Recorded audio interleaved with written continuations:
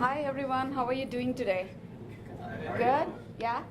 Okay, my name is Sweety and I'm going to talk about Firebase. How many of you have used Firebase? Have heard about it? Oh, cool, okay. Okay, nice. So who have not heard about it, don't worry about it. We can learn it, it's so easy and simple. So we are going to see how to start. And yeah, what is Firebase for those who don't know? It's actually a suite of services provided by Google to make our life easy. So you have some features which you cannot do, and you have certain things you want to do, and you have no control because there's no cloud services available. Firebase is providing you that. In this presentation, we are going to look about remote config with A and B testing, and then we are going to see dynamic links, and then Crashlytics and Robotesting, which is a test lab.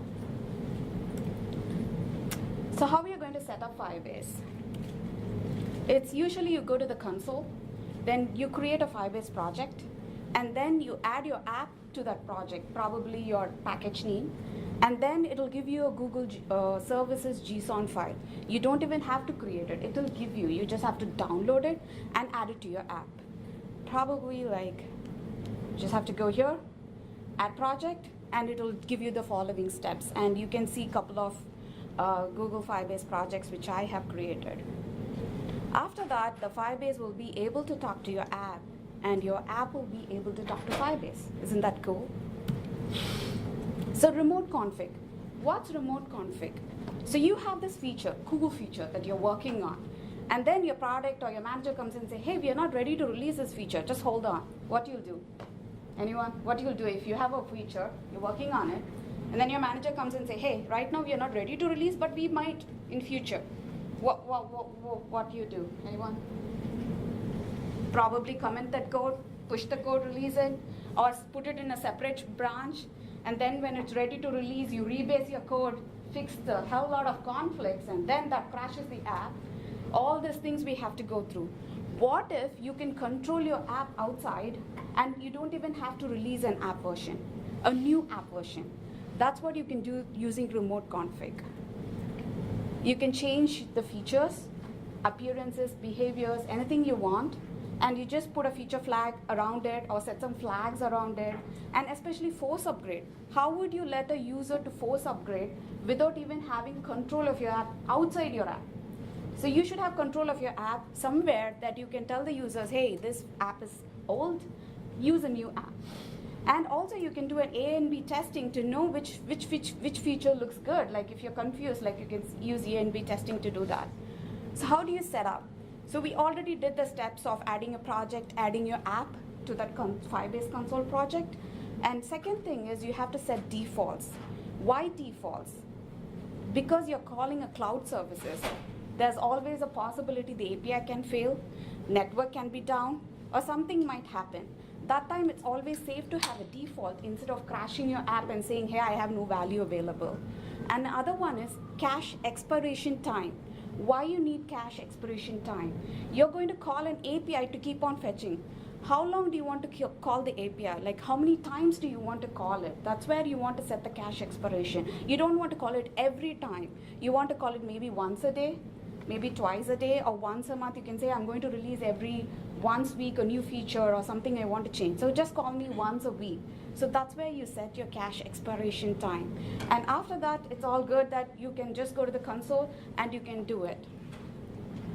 So we are going to see a simple demo how to do that. It's a very simple app.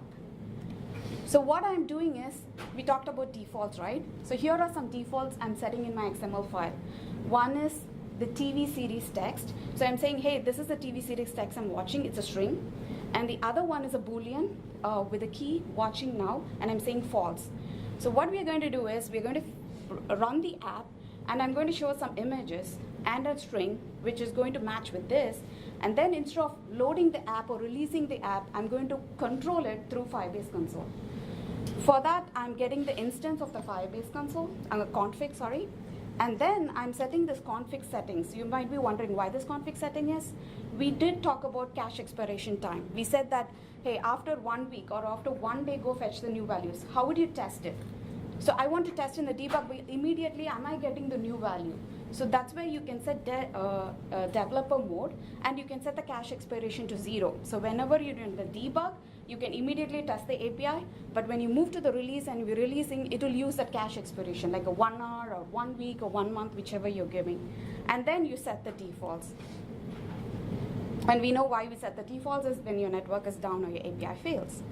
And here you see that I'm setting 1 hour. So for release app, I'm saying every 1 hour fetch the new values. I don't need it to fetch it all the time, but when it's a developer mode, only fetch it immediately. That's why the cache expiration is 0 here.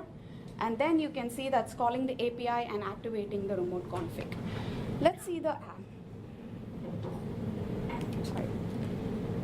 So this is the app where we're going to play a small game with this. So we did say we set a value saying the TV series I was watching. So I'm going to put some broken images and you're going to figure out what TV series I was watching before. Then through remote config, I'm going to change the value and you're going to tell me what TV series I'm watching now, okay? You guys want to guess? This is one image, this is one image, this is one image. It's a TV series. Yes, yeah, it's Game of Thrones. Good job. So this is a game, this is off, this is a throne. But you see, this was the text I entered in my default TV series I was watching, and I put an image. Now I'm not changing, go and writing a code to change it, but through console, I'm going to launch the app and show you, hey, I changed it. Let's go to the console. This is my project. And I go to grow, and in that you can see remote config. Usually you should add values to the condition. I already did it. So the condition means you're saying which app version you're targeting and what is the app ID. You can have multiple app IDs to a Firebase project. Right now I'm just saying this project and do this. So the key we entered was TV series text, and you have to set a default value. I'm saying default value use. And the condition is this. I'm saying for this condition, say TV series I'm watching now. So you're going to see this is going to get reflected. Whatever I'm writing is going to reflect it. I added this parameter, and I'm going to add another parameter, which is watching now. And I'm going to set the same thing here. Add the condition watching now. It should be true because it's a Boolean and we had false before. If you want to check the conditions, you can see I'm saying this is my app ID and I'm saying version should be 1.3. So only target this app with this version. That's where what is condition is. So you put a condition, add values to it, and then you add the parameters, and you can see something called publish changes. I published these changes. In the debug mode, it immediately reflects because my cache expiration was 0. But if I'm using a release, it will only take after an hour. So we did see the app. Let's go to the app. I'm closing the app and launching it because that's where I'm calling it. Okay. So now I didn't load the app, I just closed it and opened it. Let's see if it fetched that value. It did. I just changed it in the console, the TV series I'm watching now, and it changed, and it also changed the image. Can you guys guess this image? TV series? Westworld. Ooh, awesome, yeah. Okay, so this is how it changed. So I didn't write any code. This is how you can do with your feature. Like tomorrow if somebody comes and say, hey, we are ready to release a new feature, from the console I can just turn a flag and show the feature instead of releasing the app, going editing the code and doing it. Again, so right now we had something called Boolean values, right? And we think we set something called cache. So we think once I update the app, the cache value, the Boolean value resets, the new value resets. No, it doesn't. It actually uses the cache expiration time. So be careful when you're using a Boolean. For example, here I had a force upgrade. I'm actually showing my app. You can see the version below, very small letters, 1.7.2. I'm saying 1.7.2 force upgrade. So it's going to the Play Store and it's updating the force upgrading, but the Boolean value I set for the force upgrade was true. I'm not saying which version, but still it goes there, and the cache version is always true until the cache expires. It's going to show the force upgrade, even though I've upgraded it. You can see the version is 1.8.0, but only after the cache expired, it's going to show this one. That is the actual app. This is very dangerous. You cannot show the user something they're not supposed to see, like, hey, I'm not able to access the app even though I have updated my app. So be careful when you're using Boolean. Instead of Boolean, right now I'm using a string or int or a long or some value that can be compared easily. So I'm saying my force upgrade is 1.7.2. So I am passing this after installing, even though the value from the API is still giving 7.1.2, my app is updated. My app version is 1.8.0. So my app will know, okay, I'm updated, so even the cache is expired or not, I'm going to show the right value. Any questions on remote config so far? We are going to go to A and B testing. Cool? Okay. So A and B testing. Why we need A and B testing? Let's see.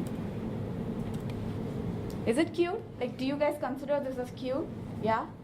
What if I had this one? Which one is cuter? It's hard, right? It's hard to pick which one is cuter. So that's where you try A and B testing. What you do is you have a control group saying this cat, and another group saying variant group. And you try to your customers and you can get feedback which is more likable. What if you have more than two? Only two you can compare? No, you can compare more too. So you can have a control group, you can have variant A, variant B, variant C, and variant D. How do you do A and B testing? You go to the console, you create an experiment, and then you set the values, probably your app version, which app you want to target, and what are the percentage you want to give for each control group and variance, and you set a goal metrics. What is goal metrics? What do you want out of it? What I want out of it, maybe one is how many users are using that feature. Could be one goal metric. What if I'm using an ad? I have like 2 or 3 different ads, which is bringing me more revenue. That also you can try with a group of users, and if you know that, oh, okay, this is giving me more revenue, then you will have an idea, and then you can go 100% with that specific feature.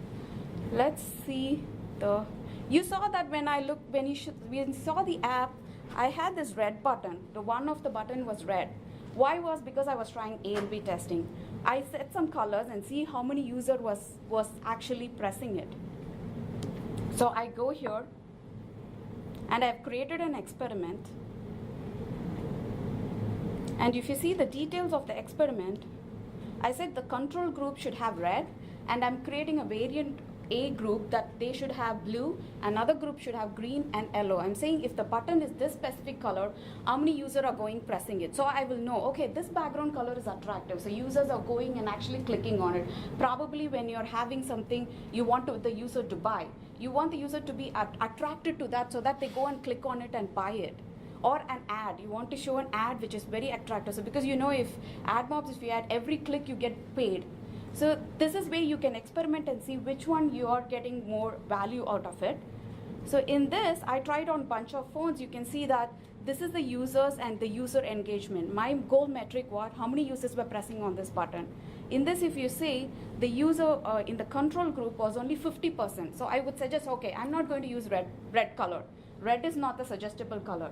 But one of these, since it's a very less group, you can see that, but if it's a very large group, you have like millions of users, you would see a huge difference and you can find out which one is good. Okay, so that's how you can do A and B testing. So this is how it's a code where I've written, where I'm setting my default value of the button color as red, and I'm saying if each color comes based on the remote config, change it. And in the A and B testing, I can change it and see what's affecting each users. The good thing about the other clean code you can do is after testing it and you have the right value, go and clean up this code because this is going to be sitting there and it's a chunk code. Next one is dynamic links. So what is dynamic? Yes. Question on A/B testing. When you design the experiment, is there a way for you to force, say, your testers to be able to like select between all your options within Firebase itself, or does that have to be extra code in your app that says, okay, if I'm a debug version, maybe a little extra drop down so that they can see all the different versions? You can do it. Like probably in your code is where you have to do it. So your code is where you're passing it, and when it comes this. You can try A and B testing in remote config, push notification, and the other features. So when you consider remote config is actually passing a value. So one you can think of as a color, where I was passing different colors and I was trying. The other thing you can see, hey, if it's a drop down, and you can show this for this remote config value if I pass, maybe A. If I pass value A, show the drop down. If I pass value B, don't show the drop down. Then you can see the metrics. If people are pressing on the drop down, if they are not even pressing on the drop down, then you can say, I don't even need the drop down. Did it answer your question? Yeah. Okay. The other end is dynamic links. So what is dynamic link? So you want to advertise your app. Your app is there and you want user to use your app. You can use dynamic links. What you can say is outside your app, you can create links, you can create QR codes out of that links and say, hey, I have this cool app. Why don't you click on this? Why don't you scan this QR code and launch my app? Not just launching the app, you can also deep link inside your app. You have a specific feature which you want the user to actually go and see, just not the overview of the app. You can deep link your app and you can actually make the user go inside that app and see, hey, this feature is actually in this app, go and use this app. So this is how deep link works. So I'm scanning this QR code. If the app is not there, what it does is it'll go to the app install store, install it, and then even after that, it'll take you to the deep link page. The cool thing is it survives app install. Most of the deep links which we have other scenes is when you go to the app install, it only takes you to the overview. It actually doesn't deep link into it. So here's the code you need to do it. Probably you have to in your manifest file set what is your URL you're going to use, and then you have to go and fetch it. And I'm going to do some code here saying that you have to do this. Based on this, do something. Like I'm waiting for something called movie, and I'm saying if it's movie, launch this activity. So this is how the deep link works. Let's see, go to the console. And here, if you go to the console and grow, you see dynamic links. I have already created two, but you can go and see that new dynamic link is there. You can click on it. And this is already your project is there, so you don't have to enter your project app ID or anything. It's if you have different, probably different build variants, you might have to enter it. You can just go, it'll give you the link, next. Then you can see what is your deep link URL. So first mine was demo.firebase.com/movie was the one I created. Oh, it's asking HTTPS. Alright, you can create whatever you want. 1, 2, 3, something. And if you want to add some promotion, so when you're scanning it, it'll give you that text as well.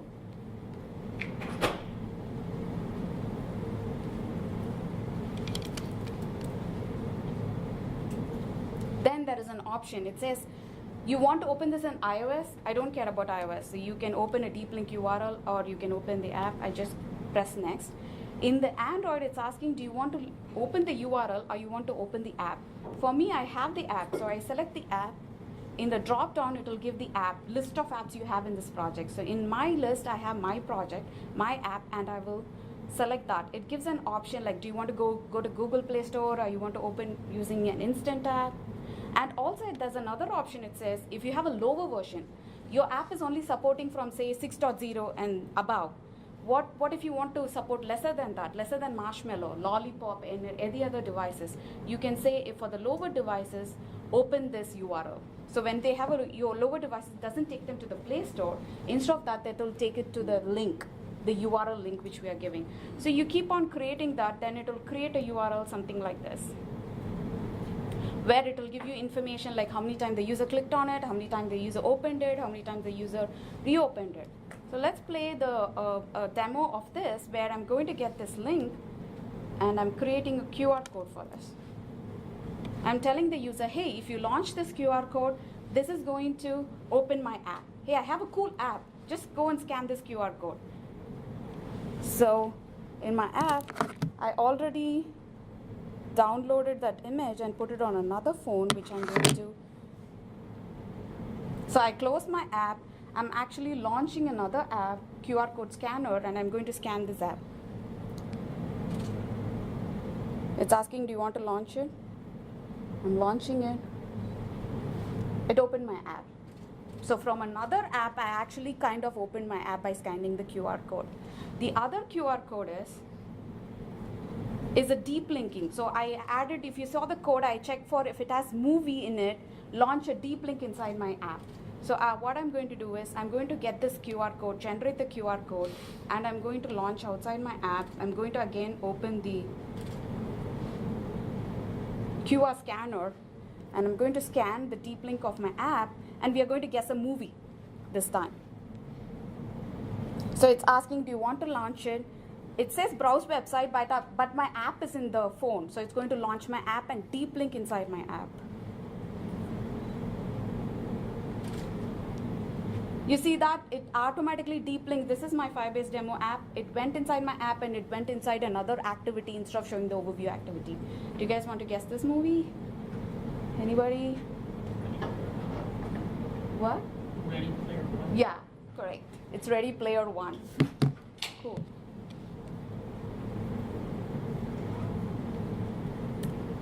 Any questions on dynamic links? Cool. Let's go to Crashlytics. So what's Crashlytics? We have so many crash reporting tools. The QA, or you release a build to the end users, and suddenly they see a crash. Okay, I can reproduce it and I will know what's happening in my debug logs. But what if I cannot reproduce it? It will be very helpful if I get a track trace, if I get more information on that. That's how Firebase Crashlytics is going to help you get more information. Just not helping you get more information, it also helps the developer to fix the crashes. So Crashlytics has stack trace, breadcrumbs. Breadcrumbs are nothing but it will say from which activity to which activity it went.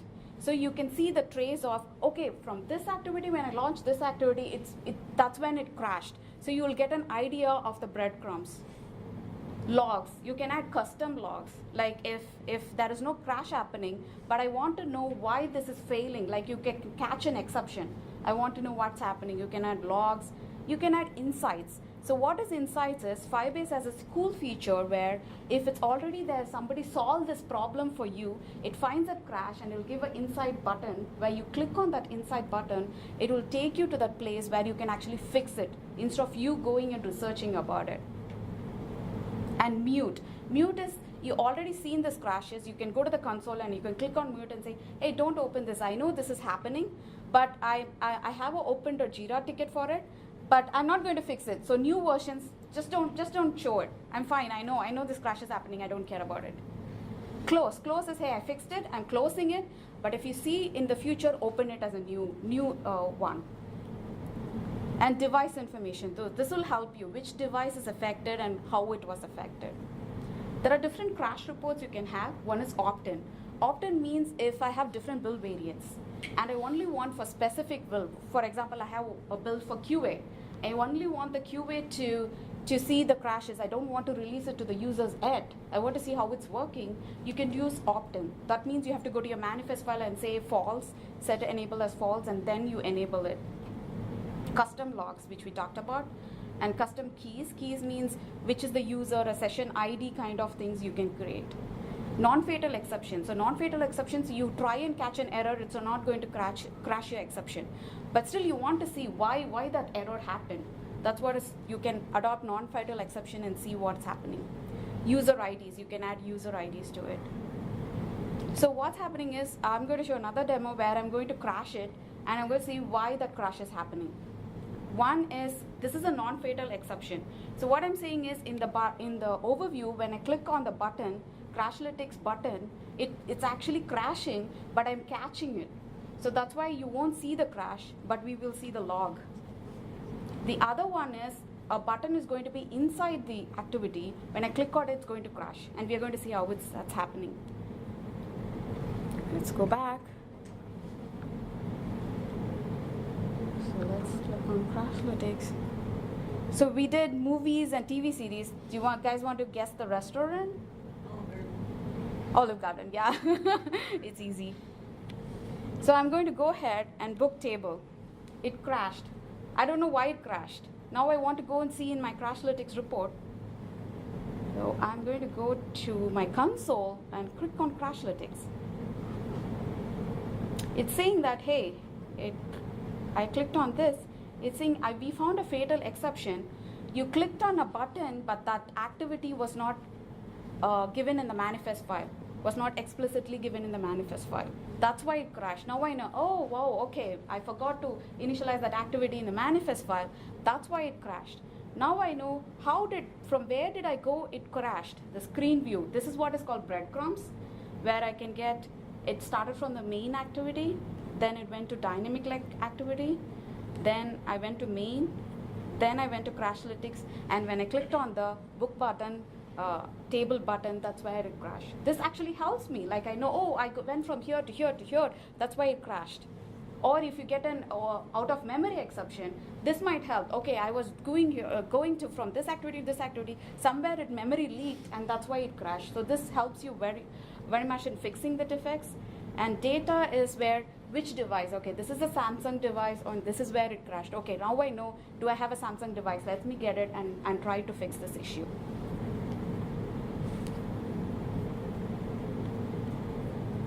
Next one is robotesting.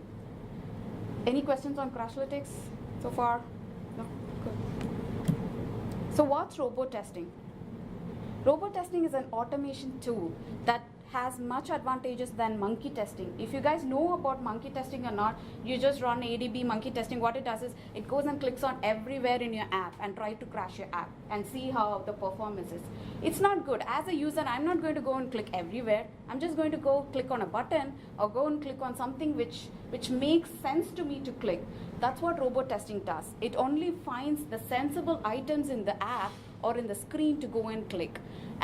And sometimes the name could be confusing people who are using unit testing with robo-electric. Robo-testing is not robo-electric or unit testing, it's just a manual automation testing. The other cool thing is you can actually go and create scripts. So you want to run the app and you want to see each button click, what's happening. And I don't know how to create a script, how to write the script or how to write a code for it. Easy way is you go to your Android Studio, you go to the tools Firebase Test Lab, and there is a button called Record RoboScript. When you click on it, and it launches your app from your phone or your virtual device, whichever you have, and then you go and keep on clicking whichever path you want, it will record and it will give you, hey, this is the path you followed, just run it. And the other cool thing is it actually gives you 5 physical devices and 10 virtual devices every day for you to test, and you can upgrade for more devices you want. The other drawback I found in this is you can only use native UI elements. Like if you have a web view or a Chromecast web tabs, you cannot use that because external apps are not supported yet. That's a disadvantage for the app which I'm using. Ours is an Xfinity home security app, and the user is trying to enter the user ID and credentials are a web view. So I'm just blocked there. It'll be nice if they can improve a way that supports web views as well. So if you go to the console and you go to Test Lab and you click on Run a Test, it will give you what are the things you want to do. And I'm going to do a robot test. So I can browse my APK input, and RoboScript is optional. That's where you can go and generate the RoboScript or write your own and then run it, or you don't even have to do it. We already talked it's better than monkey testing. So it's going to find the important elements in the app and then it's going to go and perform it. Here's the one which I have already performed a couple of them. Like in Pixel, I picked a Pixel and I ran some. So it'll give you the logs, screenshots. Sorry, I think I did. Let's pick the older one. So I tell you what are the actions it performs. Okay, looks like the days were expired, so it couldn't load it. There was an error displaying the log because of the Firebase. Okay, otherwise when you run it, usually it will show you the logs, it will show you the screenshots, and it will also give you the performance. Like it will give you the CPU performance, memory, and network performance, so you can know how to go and debug and see what was happening in your manual testing. So we are done with all the features we talked about. Let's rewind and see what we looked into. So one is remote config. So what's remote config? You have a feature you want to release without releasing the app. You want to change the feature and show the user that feature.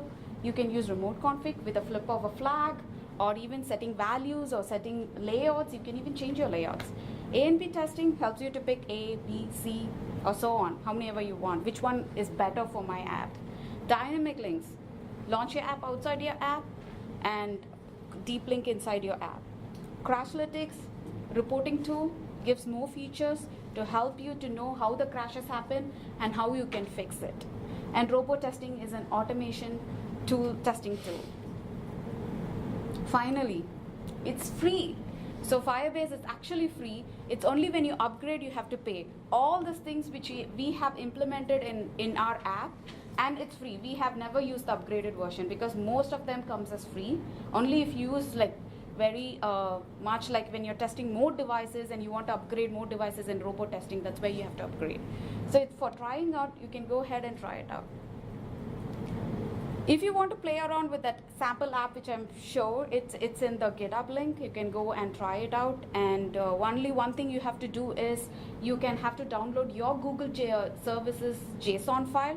So go to the console, add that app ID, it will give you a JSON file, download it and replace with the existing one in that app, in that code. That's all. Thank you. Any questions?